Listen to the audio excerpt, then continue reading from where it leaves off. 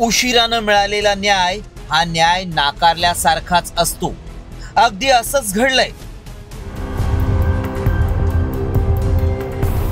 हा व्हिडिओ पहा। हे आहेत उत्तर प्रदेशच्या कौशंबीमधील 104 वर्षांचे लखन पासी। तब्बल 48 वर्ष तुरुंगात न केलेल्या गुन्ह्याची शिक्षा भोगत होते।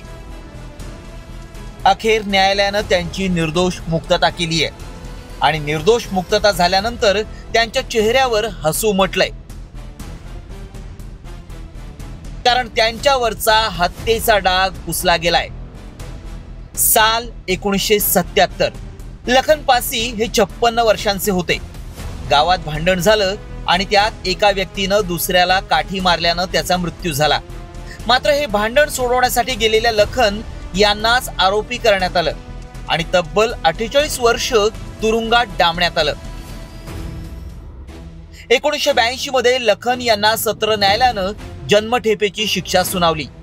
त्यानंतर दुसऱ्या पक्षकारानं खटला सोडून दिला आणि हा खटला लखन पासी विरुद्ध उत्तर प्रदेश सरकार असा सुरू झाला। लखन विरोधात FIR देणाऱ्यांचाच मृत्यू झाला। अखेर 48 वर्षांनंतर अलाहाबाद उच्च न्यायालयानं लखन पासींना निर्दोष मुक्त केलंय। मात्र लखन यांची स्टोरी इथंच थांबत नाही, तर कोर्टानं वेळेत कागदपत्र दिली नाहीत म्हणून निर्दोष मुक्ततेचे आदेश दिल्यानंतरही लखन पासींना बाहेर येण्यासाठी तब्बल 20 दिवस लागले।